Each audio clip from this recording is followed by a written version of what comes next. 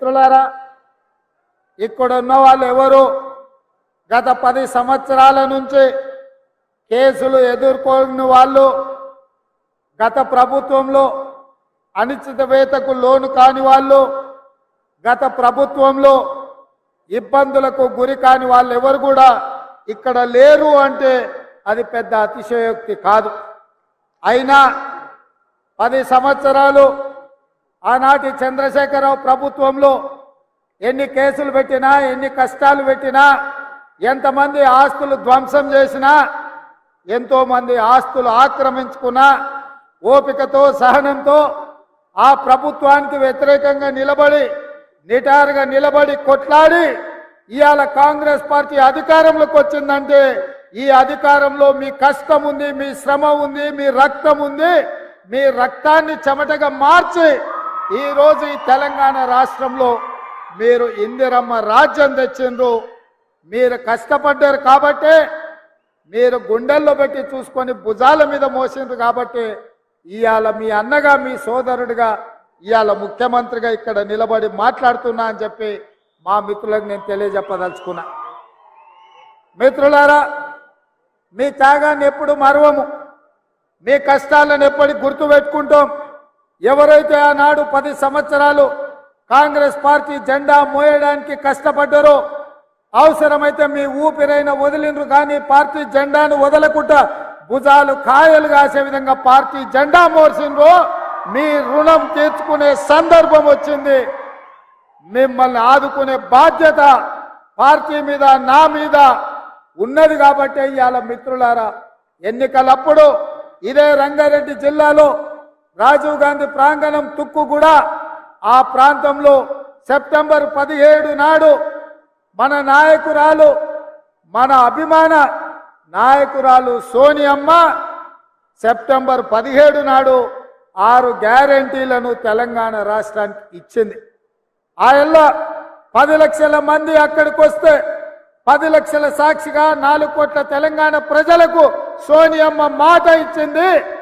ఆనాడు కరీంనగర్ జిల్లాలో 2004లో తెలంగాణ రాష్ట్రం ఇస్తా అని మాట ఇచ్చి ఎన్ని కష్టాలు వచ్చినా, ఎన్ని నష్టాలు వచ్చినా, ఆంధ్రప్రదేశ్లో పార్టీ చచ్చిపోయినా, తెలంగాణ రాష్ట్రంలో అధికారం కోల్పోయినా ఇచ్చిన మాటకు నిలబడి తెలంగాణ రాష్ట్రాన్ని ఇచ్చింది మన నాయకురాలు సోనియమ్మ.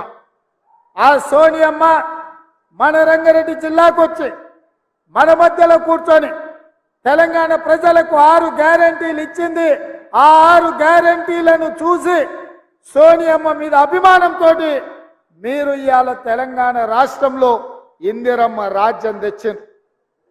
మీ కష్టాల, మీ పోరాటాల నేపథ్యంలో ఏర్పడ్డ ఈ ప్రభుత్వం ఇచ్చిన 6 గ్యారెంటీలను నిలబెట్టుకోవడానికి మేమందరం అహర్నిశలు కృషి చేస్తున్నాం. ప్రతి నిమిషం, ప్రతి క్షణం, ప్రతిరోజు, ప్రతి నెల ఇచ్చిన 6 గ్యారెంటీలను ఎట్లా అమలు చేయాలి, పేదలకు ఈ పథకాలను ఎట్లా అందించాలన్న ఆలోచనే మా ఆలోచన. ఇవాళ డిసెంబర్ 7 తారీఖు నాడు అధికారాన్ని చేపడితే 48 గంటల్లోనే, 2 రోజుల్లోనే 2 పథకాలను అమలు చేసి ఆడబిడ్డలకు ఉచితంగా ఆర్టీసీ బస్సులో రవాణా సౌకర్యాన్ని కల్పించి ఇవాళ మేడారం జాతర సీతక్క దగ్గరికి వెళ్తే లక్షలాది మంది ఆడబిడ్డలకు ఉచిత బస్సు రవాణా సౌకర్యాన్ని మన ప్రభుత్వం కల్పించింది. ఆయన రాజీవ్ ఆరోగ్యశ్రీని దెబ్బతీసి పేదలకు వైద్యం అందించకుండా కేసీఆర్ కుట్ర చేస్తే ఇవాళ 10 లక్షల రూపాయలతోని రాజీవ్ ఆరోగ్యశ్రీ పథకాన్ని మళ్ళీ అమలు చేసి అపోలో, యశోద లాంటి ఆసుపత్రుల్లో ఇవాళ పేదవాడు బాజాప్తా వెళ్ళి వైద్యాన్ని తీసుకునే పరిస్థితి మళ్ళీ మన ప్రభుత్వం తీసుకొచ్చింది.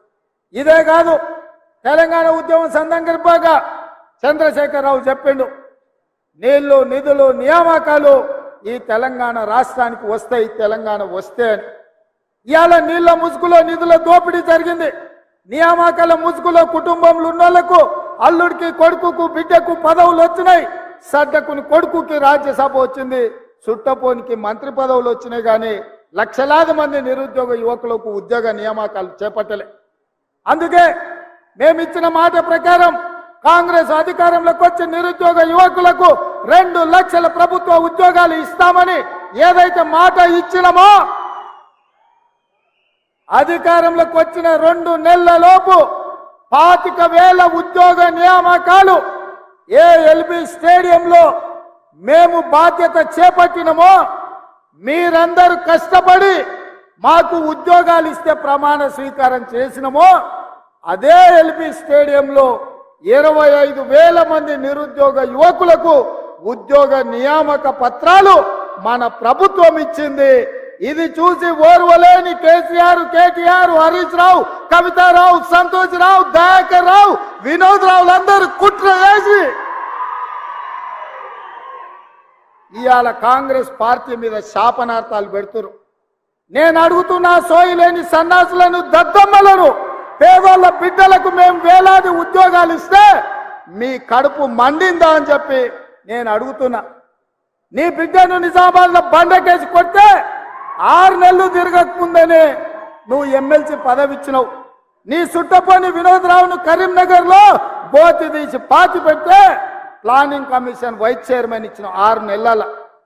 మరి నీ కుటుంబానికి ప్రజలు బండకేసి కొడితే ఉద్యోగాలు ఇచ్చుకున్నావు కదా.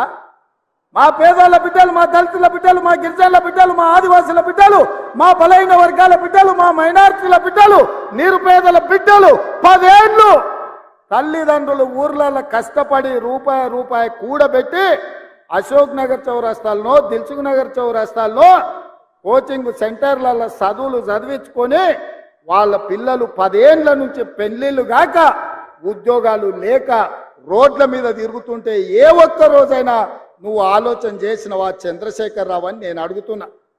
ఇవాళ నీ బిడ్డలకు ఉద్యోగం లేకపోతే నీకు దుఃఖం వచ్చింది. ఉన్న ఫలంగా వాళ్ళకు పదవులు కట్టబెట్టినావు. మరి 10 ఏళ్ళు పెళ్లిళ్ళు కాకుండా ఉద్యోగాలు లేకుండా పేదోళ్ళ బిడ్డలు రోడ్ల మీద వీధులెంబడి నిరుద్యోగులుగా తిరుగుతూ చెట్లకు ఉరేసుకొని చచ్చిపోతుంటే నువ్వు మనిషివా, మానవ రూపంలో ఉన్న మృగానివా కేసీఆర్? నువ్వు ఏ ఒక్క రోజైనా ఆ పేదోళ్ళ బిడ్డల గురించి ఆలోచన చేసినవా? కానీ మేము మా ఇందిరమ్మ రాజ్యంలో అధికారంలోకి వచ్చిన వెంటనే నిరుద్యోగ యువకులకు కావాల్సిన 25,000 ఉద్యోగాలు ఇవాళ మేము నియామక పత్రాలు అందించినాం. మార్చి 2 నాడు మళ్ళొక 6-7 ఉద్యోగాలు ఇవ్వబోతున్నాం. గ్రూప్ 1 పరీక్షల్ని నోటిఫికేషన్ ఇచ్చినాం. తొందరలోనే మెగా డిఎస్సి నోటిఫికేషన్ ఇచ్చి గ్రామాలలో, తండాలలో, గూడాలలో పేదోళ్ళ పిల్లలకు చదువులు చెప్పించడానికి పంతుల్లో నియామకం చేపట్టే బాధ్యత మా ప్రభుత్వం తీసుకుంటుందని ఈ చేవెళ్ళ గడ్డ మీద నుంచి నేను చెప్తున్నా. ఇవాళ నువ్వు ఉన్నప్పుడు పరీక్షా పత్రాలు జిరాక్స్ సెంటర్లలో పల్లి బఠానీల్లాక అర్రాజు పెట్టి అమ్ముతుంటే సిగ్గులేనోడా?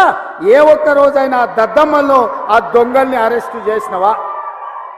మేము వచ్చినాక బొక్కలేసినాం ఎవడైనా అట్లా చేస్తా అంటే. అందుకే ఈరోజు పేదోళ్ళ పిల్లలకు ఉద్యోగాలు ఇవ్వడానికి, పారదర్శకమైన నియామకాలు చేపట్టడానికి పబ్లిక్ సర్వీస్ కమిషన్ని ప్రక్షాళన చేసినాం. కోర్టులలో ఉన్న కేసులను పరిష్కరించి ఇవాళ వేలాది ఉద్యోగాలు ఇచ్చే బాధ్యత తీసుకున్నాం. ఒక్కరోజైనా తండ్రి నోటైనా, కొడుకు నోటైనా, అల్లు నోటైనా, బిడ్డ నోటైనా, వాని సుట్టపోని నోటైనా ఈ ప్రభుత్వం మంచి పని చేసింది, ఈ పని మంచి చేసినందుకు మేము అభినందిస్తున్నామని ఒక్క రోజైనా మాట్లాడినరా? పొద్దున్న లేస్తే గవే చెత్త మాటలు, సొల్లు వాగుడు. ఎప్పుడు ఇది పోతుందా, ఎప్పుడు మేము కూర్చుంటామని. ఒక ఆయన అంటాడు ఇది 3 నెలలు కూడా ఉండదని, ఇంకొక ఆయన అంటాడు 6 నెలలు కూడా ఉండదని. నేను చెప్పదలుచుకున్న సన్నాసులను, ఎవడైనా 3 నెలలో 6 నెలలో ఈ ప్రభుత్వం ఉండదు అని గ్రామాలకు వచ్చే మా కార్యకర్తలు వాళ్ళని పట్టుకొని యాప చెట్టు కట్టేసి లాగుల తొండలిడ్చి కొడతారని చెప్పి నేను ఈ సందర్భంగా చెప్పదలుచుకున్నా. ఆ సన్నాసుడు అంటుండు ఎన్నికల కంటే ముందు రేవంత్ రెడ్డి పేరు చెప్తే 3 సీట్లు రాకపోతుండే అని. నేను ఇవాళ ఈ వేదిక మీద నుంచి ఆ సొల్లు వాగుడు వాగే కేటీఆర్ కి సవాలు విసురుతున్నా. బిడ్డ, ఇవాళ నేనే ముఖ్యమంత్రి, నేనే పిసిసి ప్రెసిడెంట్ను.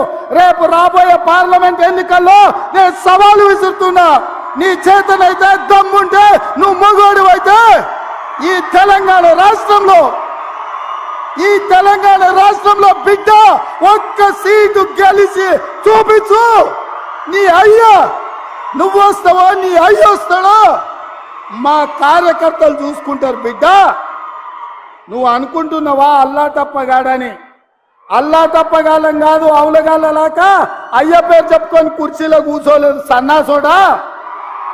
కింది నుంచి కార్యకర్తగా కష్టపడి జెండాలు మోసి లాఠీ దెబ్బలు విని నీ అక్రమ కేసులు ఎదుర్కొని చెర్లపల్లి చెంచల్గూడ జైల్లో మగ్గినా భయపడకుండా లొంగిపోకుండా నిటారుగా నిలబడి నిన్ను, నీ అయ్యను, నీ బావను బొందబెట్టి ఇవాళ కుర్చీలో కూర్చున్నాం.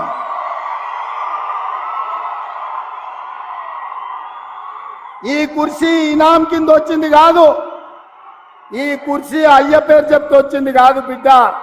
నల్లమల్ల అడవి నుంచి తొక్కుకుంటూ వచ్చి నీలాగటో నెత్తి మీద కాలు పెట్టి తొక్కి ఆ కుర్చీలో కూర్చోబెట్టిండు మా కార్యకర్తలు. ఇవాళ కుర్చీ ఉందంటే అది మా కార్యకర్తల త్యాగం. ఇవాళ కుర్చీ ఉందంటే మా కార్యకర్తల పోరాటం. ఈ కార్యకర్తలు వీళ్ళు నాకండగా నిలబడ్డంత కాలం, నన్ను భుజాల మీద మోసినంత కాలం, నువ్వు కాదు, నిన్ను పుట్టించిన నీ అయ్య కాదు, వాళ్ళ దేవుడు వచ్చినా ఈ కుర్చీని తాకలేరని నేను ఇవాళ చెప్పదలుచుకున్నా. ఇవాళ ఆయన మాట్లాడుతుండు మేము సోషల్ మీడియా ఉంటే మేము గెలిచేటోళ్ళమని. అరే సన్నాసోడా, ఉన్న టీవీలన్నీ సుట్టపొల్లవే కదరా. మాకేమన్నా టీవీ ఉందా, మాకేమన్నా పేపర్ ఉందా? మా అయ్య చూపించుకోవడానికి ఏమన్నా టీవీ ఇచ్చిండా, రాసుకోవడానికి ఏమన్నా పేపర్ ఇచ్చిండా, సొల్లువాగుడు వాగడానికి మాకేమన్నా మైకులు ఇచ్చిండా, సాయంత్రం పూట సేద రీయడానికి జూబ్లీహిల్స్ లో సినిమా వాళ్ళ గెస్ట్ హౌస్లు ఏమన్నా మాకు ఇచ్చిండా? ఏమిచ్చిండా? మా కార్యకర్తలు కష్టపడితే, మా కార్యకర్తలు నిలబడి కొట్లాడితే మాకు ఇవాళ ఈ అధికారం వచ్చింది. ఇవాళ నువ్వు చేసే తప్పుడు పనులు మా కార్యకర్తలు సోషల్ మీడియాలో పెట్టారు. మాకు ఆ ట్యూబ్ అక్కర్లేదు, ఈ ట్యూబ్ అక్కర్లేదు, ఏ ట్యూబ్ అక్కర్లేదు బిడ్డ. నీ ట్యూబ్ లైట్ వాళ్ళగొట్టే బాధ్యత మాత్రం మేము తీసుకుంటాం. కానీ చివరికి దివాలా చెడి యూట్యూబ్ ఛానల్ పెట్టుకుంటామంటుండు. అట్లనే కృష్ణానగర్లో ఏదైనా బ్రోకర్ దందా కూడా పెట్టుకో. అది ఇది రెండు కలిస్తే బాగానే నడుస్తుంది నీ వ్యాపారం. ఇప్పటికి కూడా సిగ్గురాలే. వాళ్ళ కుటుంబం తోసుకుంటే తెలంగాణ ప్రజలు చెప్పు తీసుకొని కొట్టిండ్రు అనే సంగతి ఆయనకు అర్థం కాలే. 10 ఏళ్ళు అడవి పందుల్లాక చెరుకు తోట మీద పడి అడవి పందులు తిన్నట్టు మా వికారాబాద్ పరిగి తాండూరు ప్రాంతంలో పల్లి చేను వేసుకుంటే అడవి పందులు రాత్రిపూట చేను మీద పడితే ఆ పంట కాపాడుకోనికి మా రైతులు కరెంటు తీగలు పెట్టి కాపాడుకుంటారు. అట్లనే తెలంగాణ ప్రజలు అడవి పందుల్లాక తెలంగాణ మీరు తెగమెక్కుతుంటే కరెంటు వైర్లు పెట్టి మిమ్మల్ని కరెంటు తీగలకు బలిచ్చి ఇవాళ కాంగ్రెస్ పార్టీని అధికారంలోకి తీసుకొచ్చారు. అందుకే మిత్రులారా, ఇవాళ నేను ఒక్క మాట చెప్పదలుచుకున్నా. సోనియమ్మ మాట ఇచ్చిందంటే అది శిలా శాసనం. సోనియమ్మ గారు ఏదైతే మాట ఇస్తే అది శిలా శాసనం. ఆ శిలా శాసనాన్ని అమలు చేయడానికి మా ఊపిరి పోయినా మా రక్తం దారబోసైనా అమలు చేసే బాధ్యత నా మంత్రివర్గం, నా మిత్రులందరూ కలిసి తీసుకుంటాం. ఇవాళ ఇచ్చిన మాట నిలబెట్టుకోవడానికి కాంగ్రెస్ పార్టీ సిద్ధంగా ఉంది. అందుకే 6 గ్యారంటీలలో డిసెంబర్ 9 నాడు ఆర్టీసీ బస్సు, రాజీవ్ ఆరోగ్యశ్రీ అమలు చేస్తే ఇవాళ మా పేదలకు ఆనాడు కట్టెల పొయ్యితో కన్నీళ్లతో క్యాన్సర్ వచ్చి చచ్చిపోతున్న ఆడబిడ్డలకు ఆ ఎల్ల యూపీఏ ప్రభుత్వంలో సోనియమ్మ దీపం పథకం ద్వారా గ్యాస్ పొయ్యి సిలిండర్ ఇచ్చి 400కే ఆ ఎల్ల సిలిండర్ ఇచ్చింది. కానీ నరేంద్ర మోడీ అధికారంలోకి వచ్చి, కేసీఆర్ అధికారంలోకి వచ్చిన తర్వాత 400 రూపాయల సిలిండర్ 1200 రూపాయలు చేసి మా పేద ఆడబిడ్డలను దోసుకుంటుంటే సోనియమ్మ రంగారెడ్డి జిల్లాలో తుక్కుగూడలో మాట ఇచ్చింది. అధికారంలోకి వచ్చిన వెంబడే మా వాళ్ళకు ఆదేశాలు ఇస్తున్నా 500కే సిలిండర్ ఇస్తామని సోనియమ్మ మాట ఇచ్చింది.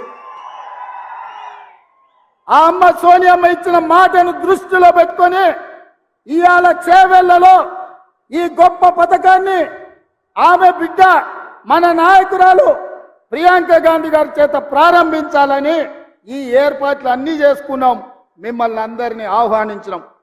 కానీ మహబూబ్ నగర్ జిల్లాలో శాసన మండలి ఎన్నికలుండి ఎన్నికల కోడ్ వచ్చి ఆ కార్యక్రమాన్ని చేవెళ్ళ ఈ వేదిక మీద చేసుకోలేక సచివాలయంలోనే ఈ రోజు 500 రూపాయలకు సిలిండర్ ఇచ్చే కార్యక్రమాన్ని ప్రారంభించి, అదే విధంగా ప్రతి పేదవాడి ఇంట్లో వెలుగులు ఉండాలి, ఫ్యాన్ ఉండాలి, ఫ్రిడ్జ్ ఉండాలి, టీవీ ఉండాలి, ఆ టీవీలకు ఉచితంగా కరెంటు రావాలి అని ప్రతి పేదవాడికి 200 యూనిట్లు తెలంగాణ రాష్ట్రంలో ఉన్న ప్రతి కుటుంబానికి ఉచిత కరెంటు ఇవ్వాలి అని ఇయాలనే ప్రారంభించినాం. ఇయాల మిత్రులారా, వివిధ నియోజకవర్గాల నుంచి మా ఆడబిడ్డలు వచ్చిండ్రు. ఇక్కడ ప్రభుత్వం ఏం చెప్పుద్దో, మా అన్న రేవంత్ అన్న ఏం చెప్పదలుచుకున్నాడో ఇని గ్రామాలకు వెళ్ళి ఇంటింటికి పోయి ప్రతి ఆడబిడ్డకు చెప్పాలని వివిధ ప్రాంతాల నుంచి మా ఆడబిడ్డలు, మా చెల్లెళ్ళు, మా అక్కలు వచ్చారు. అక్క, మీరు ఒక్కటే మాట చెప్పండి, మీ సోదరుడిగా మీ కష్టాలు తీర్చే బాధ్యత నాది. మా లక్ష్మి గ్రూపులను బలోపేతం చేసి మీరు లక్షాధికారులు కాదు, మిమ్మల్ని కోటీశ్వరులను చేసే బాధ్యత ఇందిరమ్మ రాజ్యం తీసుకుంటుంది, కాంగ్రెస్ పార్టీ ఆ బాధ్యతను తీసుకుంటుందని నేను తెలియజేస్తున్నా. అందుకే ఇవాళ ప్రతి పేద కుటుంబానికి 500 రూపాయలకే సిలిండర్ ఇచ్చే గొప్ప కార్యక్రమాన్ని తీసుకున్నాం. ప్రతి ఆడబిడ్డకు కట్టెల పొయ్యి నుంచి విముక్తి కలిగిస్తాం. ఏ ఆడబిడ్డ కంట్లో కన్నీళ్లు రావద్దు, ఆ కుటుంబం సంతోషంతో పండుగ చేసుకోవాలి అంటే 500 రూపాయలకే సిలిండర్ ఇవ్వాలి అని మన ప్రభుత్వం ఇయాలటి నుంచే ప్రారంభించింది. ఇవాళ 40 లక్షల మంది అర్హులైనరు. ఇంకా ఎవరికైనా రాకపోతే ఎంఆర్ఓ దగ్గరకో ఎంపీడీఓ దగ్గరకో వెళ్ళి మీ గ్యాస్ కనెక్షన్, మీ రేషన్ కార్డు లేకపోతే మీ ఆధార్ కార్డు చూపించండి.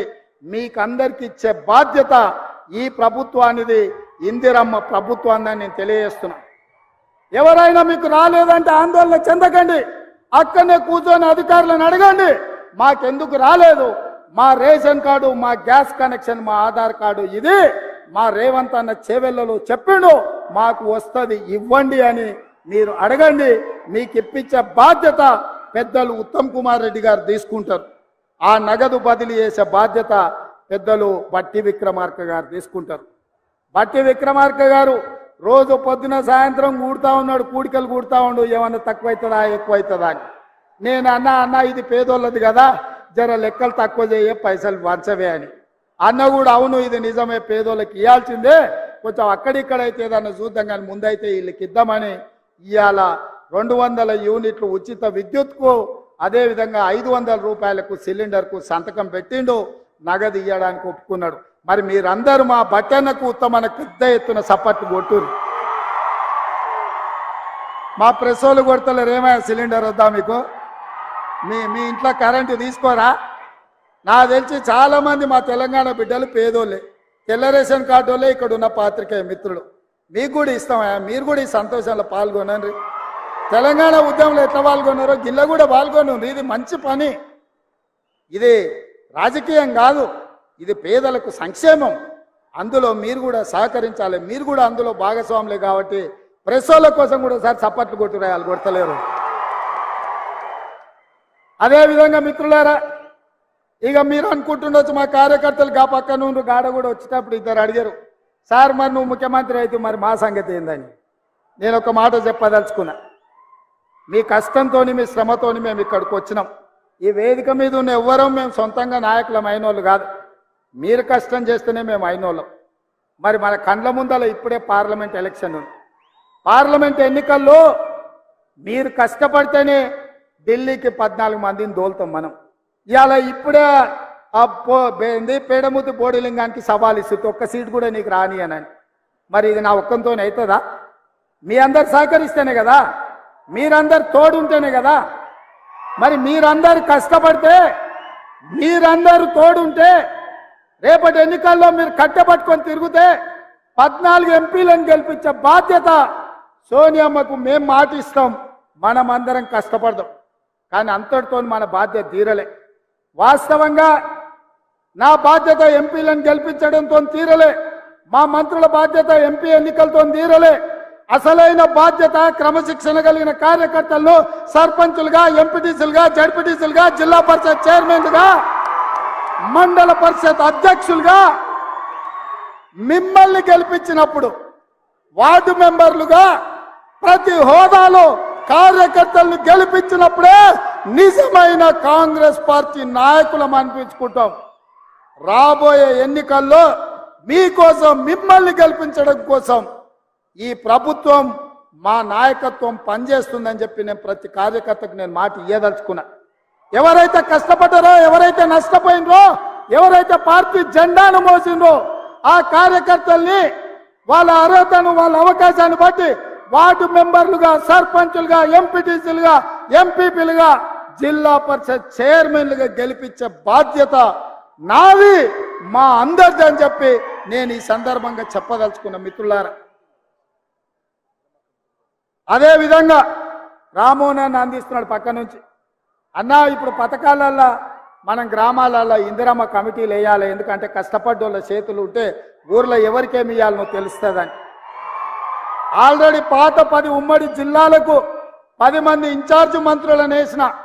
మీ నియోజకవర్గాల నుంచి ప్రతి గ్రామం నుండి 5 మందిని సభ్యులను వివిధ సామాజిక వర్గాల నుంచి మీరు మీ ఎమ్మెల్యే ద్వారా సంతకం పెట్టి ఇన్ఛార్జ్ మంత్రికి ఇవ్వండి.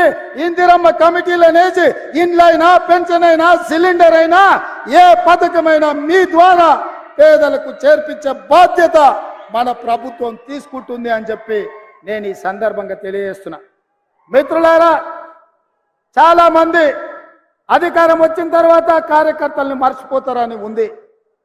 కానీ నేను కార్యకర్తలకు నాయకుని, నేను మీలో ఒక్కడిని. మీ గురించి ఆలోచన చేస్తా. ఏ కార్యకర్తలైతే ఈ పార్టీని అధికారంలోకి తెచ్చిండ్రో ఆ కార్యకర్తలను గెలిపించే వరకు మీకు అండగా నిలబడతా, మీకు తోడుగా ఉంటా, మీకోసం పనిచేస్తా, మిమ్మల్ని కలుస్తా. మీరు చూసింది 75 రోజుల్లో ఏ ఒక్క రోజు, ఏ ఒక్క గంట సెలవు తీసుకోలే. రోజుకు 18 గంటలు పని చేస్తూనే ఉన్నాం. ఎవరు వచ్చినా కలుస్తూనే ఉన్నా. అట్లని అందరినీ కలిసినా నేను అనలేను. వేలాది మంది అభిమానంతో ఏం పని లేకపోయినా అన్నను ఒకసారి కలిసిపోదామని వస్తారు. కొన్నిసార్లు అధికారులు ఎట్లుంటారు, ప్రారంభోత్సవాలు నేను అడుగు సార్ అంటారు. కొన్నిసార్లు సచివాలయంలో తలుపులు పెట్టి సార్ లోపల సమీక్షలు ఉండి అంటారు. చిన్న చిన్న ఇబ్బందులు ఉంటాయి. ఏది ఉన్నా అంతిమంగా కార్యకర్తలు ఏం కోరుకుంటుండ్రో కార్యకర్తల కోసం పనిచేయడమే నా బాధ్యత నాయకుడిగా. అందుకే మిత్రులారా, మళ్ళీ జిల్లాలో నియోజకవర్గాలు తిరగడానికి నేను వస్తా, మీ మధ్యలో ఉంటా, మీతో కూర్చుంటా, మీతో మాట్లాడతా. మీరేం కోరుకుంటుర్రో, మీరేం ఆలోచన చేస్తుర్రో, ఏ విధంగా రాష్ట్రాన్ని మీరు అభివృద్ధి పదం వైపు నడపాలనుకుంటున్నారో మీ ఆలోచనలు తీసుకొని తెలంగాణ రాష్ట్రాన్ని అభివృద్ధి పదం వైపు నడిపించే బాధ్యత కాంగ్రెస్ పార్టీ తీసుకుంటుంది. పదే పదే బీజేపీ వాళ్ళు అంటున్నారు మాది గుజరాత్ మోడల్ అని. గుజరాత్ మోడల్ అంటే ఏందే? ఊర్లో ఉన్న వాళ్ళందరూ తగలబెట్టుడా? ఇతర రాష్ట్రాలలో పెట్టుబడులు ఉంటే వాళ్ళని బెదిరించి మీ రాష్ట్రానికి గుంజుకపోవుడా? గుజరాత్ మోడల్ అంటే ఏందో? సంవత్సరానికి 2 కోట్ల ఉద్యోగాలు ఇస్తా అన్నారు. ఎవరికైనా ఉద్యోగం ఇచ్చిండ్రా? రైతు ఆదాయాన్ని 2 చేస్తామన్నారు. రైతు ఆదాయం 2 చేయలేదు, కానీ ఢిల్లీలో మాత్రం ధర్నా చేస్తున్న రైతులను కాల్చి చంపేసింది. ఇదా గుజరాత్ మోడల్? ఇదా మీరు చెప్తున్నది నరేంద్ర మోడీ గారి మోడల్? అడిగేటోడు లేడు కదా అని బెదిరించి రుబాబుతో దబాయించి బతకాలనుకుంటున్నారు బీజేపీ. నిన్న మన బీజేపీ బయలుదేరి మోడీని ప్రధానమంత్రిని చేయాలి. ఇప్పటి వరకు ఏమున్నాడా మోడీ? ప్రధానమంత్రి లేడా? ఆయన మన ముఖ్యమంత్రి ఉన్నాడా? 10 ఏళ్ల నుంచి దేశానికి ప్రధానమంత్రి ఆయనే కదా. మరి ఆయన ఎందుకు చేయలే? సంవత్సరానికి 2 కోట్ల ఉద్యోగాలంటే ఇప్పటికీ దేశంలో 20 కోట్ల ఉద్యోగాలు ఇవ్వాల్సిన అవసరం ఉండే. రైతుల ఆదాయం 2 చేస్తా అన్నాడు. కానీ మా ఊర్లో ఒడ్లు అంటే ఇస్తే కొనేటోళ్ళు లేడు, మా తాండూరులో కందులు వస్తే పట్టేటోళ్ళు లేడు. ఎట్లా బతకాలి? అభివృద్ధి అన్నారు. ఏం అభివృద్ధి అని నేను అడుగుతున్నా. ప్రాణహిత చేవెళ్ళ నుంచి చేవెళ్ళ వరకు నీళ్లు దేవాలని ఆనాడు డాక్టర్ వైఎస్ రాజశేఖర రెడ్డి ఈ చేవెళ్ళలో శిలాఫలకం వేస్తే పడావు పెట్టించిండు, పండ్లికిలు ఇచ్చిండు కేసీఆర్. ఈ బీజేపీ వాళ్ళు ఏమన్నా చెప్పి కేసీఆర్ చేవెళ్ళ, వికారాబాద్, తాండూరు, పరిగి ఈ ప్రాంతాలకు గోదావరి జలాలు ఇవ్వాలి, ఈ ప్రాజెక్టు పూర్తి చేయాలని ఎప్పుడని చెప్పిండా? నిన్న మొన్నటి వరకు ఈ కేడి ఆ మోడీ కలిసే అంటగాగింది కదా, అల్లం బెల్లం లెక్క అల్లాయి బల్లాయి చేసుకురు కదా వాళ్ళిద్దరూ, చేయలేదా? మరి ఇవాళ మేమిద్దరం వేరే, మాకు ఒకరంటే ఒకరు సరిపోదని నాటకాలు ఆడుతున్నారు. ఇది నమ్మాలనా అని నేను అడుగుతున్నా. ఒకవేళ వాళ్ళిద్దరి మధ్యలో పొత్తు లేకపోతే, చీకట్ల ఒప్పందం లేకపోతే కేటీఆర్ను ముఖ్యమంత్రిని చేయడానికి కేసీఆర్ మోడీని ఎందుకు అడిగిండా? ఇది నేను చెప్పినా? మోడీ కదా చెప్పింది కేసీఆర్ వచ్చి నన్ను అడిగిండని. ఎవడే కేసీఆర్కి ఇంటి పెద్ద, కుల పెద్ద? నరేంద్ర మోడీ కదా. ఇప్పుడు వాళ్ళు ఇంటి పంచాయతీ తీసుకొని పోయి మోడీకి చెప్పిండంటే వాళ్ళ కుల పెద్ద ఎవడు? మోడీ కదా. మరి ఆ మోడీ కేడీ ఇవాళ కాంగ్రెస్ను తట్టుకోవాలంటే చీకట్ల కలిసి ఉండాలి, పొద్దుపూట కొట్లాడినట్టు ఉండాలని నాటకాలు వేస్తూ, ఈ నాటకం ఇంత తెలంగాణ పిల్లలకు అర్థం కాదా? మనం అంత అమాయకులమా? గుజరాత్ నుంచి వచ్చి ఆయన జోలు చెప్తే వినడానికి ఏంది గుజరాత్ మోడల్ అని నేను అడుగుతున్నా. గుజరాత్ మోడల్ అయితే రైతుల ఆదాయం రెండింతలు కావాలి. గుజరాత్ మోడల్ అంటే 20 కోట్ల ఉద్యోగాలు ఇవ్వాలి. గుజరాత్ మోడల్ అంటే ప్రతి పేదవాడికి ప్రధానమంత్రి ఇల్లు కట్టించి ఉండాలి. గుజరాత్ మోడల్ అంటే సాగునీటి ప్రాజెక్టులు పూర్తి కావాలి. కానీ ఇవేవి జరగలేదు. ఇంకేం మోడలు? గుజరాత్ మోడలు. ఆ గుజరాత్ మోడల్ 10 ఏళ్ళు దేశంలో అమలు చేసిర్రు. గుజరాత్ మోడల్ అంటే పార్టీలను చేర్చడం, ప్రభుత్వాలను బడగొట్టడం, ఎన్నికని కింద పడేసుడు, మాటినోని జైళ్ళలో పెట్టుడు. మనం మీటింగ్ ఉందంటే మనం ఎన్ఎస్యూలోనో, యూత్ కాంగ్రెస్ లోనో, మహిళా కాంగ్రెస్ లోనో, లేకపోతే ఎస్టీ డిపార్ట్మెంటో, ఎస్సీ డిపార్ట్మెంటో ముందు తోలుతాం. అరే పిల్లలు ఉరుకూరి వచ్చే వారం మీటింగ్ ఉందని. కానీ మోడీ ఎవరిని తోలుతాడా? ఈడీ వాళ్ళని తోలుతాడు, ఇన్కమ్ ట్యాక్స్ వాళ్ళని తోలుతాడు, సిబిఐ వాళ్ళని తోలుతాడు. అరే పోర్రాబాయ్, ఆ ఊర్లో వీడి నాయకులు ఉన్న వాళ్ళని తీసి కేసులు పెట్టుర్రి, మళ్ళీ తర్వాత మా పార్టీలో చేసుకుంటామని. ఇది గుజరాత్ మోడల్ అంటే. ఇక ఇక్కడ ఒక నాయకుడు ఉన్నాడు బీజేపీలో, మనిషి మంచోడే కానీ పార్టీ సక్కనైంది కాదు. ఆయనకి వేసినా దండుగా అవుతుంది. ఎందుకంటే ఆయనకు ఒక్కోటి వేసినా కూడా దండుగా అయిపోతుంది అది. ఎందుకంటే ఆయన మాట ఎవరు విన్నారు? ఆయన్నే చెప్పిండు, మేము ఏదో ఆశించి అందులోకి పోయినాం, కవితను తీసి జైలు వేస్తారు అనుకుని లోపడిపోయినాక అదేం లేదని చెప్పిండు. పెద్ద మంచిగా చెప్పిండు కదా. ఇక ఉన్నది ఉన్నట్టు కులం చెప్పిండు. ఇంక ఆయన కోటేసి కూడా దండగానే. అందుకే ఇవాళ ఈ చేవెళ్ళ పార్లమెంటు నియోజకవర్గంలో పార్టీ నిర్ణయించి ఎవరిని ఎంపీగా ఇక్కడ అభ్యర్థిని ప్రకటించినా అత్యధిక మెజార్టీతోని గెలిపించండి. ఈ తెలంగాణ ప్రాంతాన్ని, చేవెళ్ళ ప్రాజెక్టును పూర్తి చేసి ఈ ప్రాంతాన్ని అభివృద్ధి పదం వైపు నడిపించి ప్రతి ఎకరాకు నీళ్ళిచ్చే బాధ్యత తెలంగాణ రాష్ట్ర ముఖ్యమంత్రిగా, కాంగ్రెస్ పార్టీ అధ్యక్షుడిగా తీసుకునే బాధ్యత నాది. ఈ వికారాబాద్ ఈ ప్రాంతం జిల్లాలో ఇక్కడ నుంచి ఎన్నికైన నేను ఇవాళ రాష్ట్రంలో అందరు కలిసి నాకు అవకాశం ఇచ్చిండ్రు ముఖ్యమంత్రిగా. తప్పకుండా ఈ ప్రాంతాన్ని అభివృద్ధి పదం వైపు నడిపించే బాధ్యత నేను తీసుకుంటా. ఇవాళ ఈ జిల్లాలో కార్యకర్తలకు అండగా ఉండడానికి పెద్దలు మహేందర్ అన్న ఈరోజు మన మధ్యలో ఉన్నాడు. సునీతమ్మ ఉంది. మహేందర్ అన్న కంటే సునీతమ్మ కార్యకర్తలు ఎట్లా అండగా నిలబడుతుందో 3 సార్లు జిల్లా పరిషత్ చైర్పర్సన్గా ఎన్నికైందంటే మీ అభిమానంతో ఇవాళ నాయకురాలుగా మీ ముందు నిలబడ్డది. భవిష్యత్తులో రామ్మోహన్ రెడ్డితో పాటు, అదేవిధంగా పార్టీలో ప్రసాద్ గారితో పాటు, మనోహర్ రెడ్డితో పాటు మీకు మహేందర్ రెడ్డి గారు, సునీతమ్మ కూడా మీకు అండగా ఉంటారు. మాది బాధ్యత మిమ్మల్ని కాపాడుకునేది. రాబోయే స్థానిక సంస్థల ఎన్నికల్లో మిమ్మల్ని గెలిపించే కానీ ఈ పార్టీ అప్పటికి గెలిచినట్టుగా భావించదు. మీరు గెలిచినప్పుడే నిజమైన గెలుపు. అందుకే గ్రామాలల్లో కార్యకర్తలు ఎవరు కూడా ధైర్యం కోల్పోవద్దు. ప్రతి ఇంటికి వెళ్ళండి, ప్రతి తలుపు తట్టండి, ప్రతి గుండెకు చేరండి. మన అభయహస్తం 6 గ్యారెంటీలను వివరించండి. ఎవరికి రాకున్నా అడిగి వాళ్ళ పేర్లు రాసుకొని వచ్చి వాళ్ళకి ఆ పథకాలు ఇప్పించండి. సిలిండర్ అయినా, ఉచిత కరెంట్ అయినా, ఆరోగ్యశ్రీ పథకమైన, ఆర్టీసీ బస్సు అయినా ఇంటింటికి పోండి, వాళ్ళని అడగండి. రానోళ్ళు ఉంటే రాసుకొని రాండి, వాళ్ళకి ఇప్పించండి. వాళ్ళే మనల్ని కష్టపడి గెలిపిస్తారని చెప్పి మీకు అందరికీ తెలియజేస్తున్నా. ఈ కార్యక్రమాలు చేపట్టడానికి, ఈ అభివృద్ధి పథకాలను ఇంటింటికి తీసుకెళ్లడానికి మీరంతా సిద్ధమేనా అని నేను అడుగుతున్నా మిత్రులారా. సిద్ధమేనా? సిద్ధమేనా? సిద్ధమేనా? సిద్ధమేనా? టీఆర్ఎస్ను బండకేసి కొడతామనే దానికి సిద్ధమేనా? ఒక్క సీటు కూడా ఈ తెలంగాణలో జెండా ఎగరనీయొద్దన్న మాటకు మీరందరు సిద్ధమేనా? సిద్ధమేనా? సిద్ధం అన్నోళ్ళందరూ సై పైకెత్తండి. జై కాంగ్రెస్, జై జై కాంగ్రెస్, జై కాంగ్రెస్.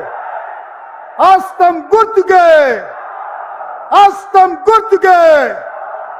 ధన్యవాదాలు మిత్రులారా. చాలా దూరం నుంచి వచ్చిండ్రు. జాగ్రత్తగా గ్రామాలకు వెళ్ళండి. స్పీడ్గా పోయో తొందరపడో ఎలాంటి ప్రమాదాలు జరగొద్దు. అందరూ జాగ్రత్తగా చేరుకోండి.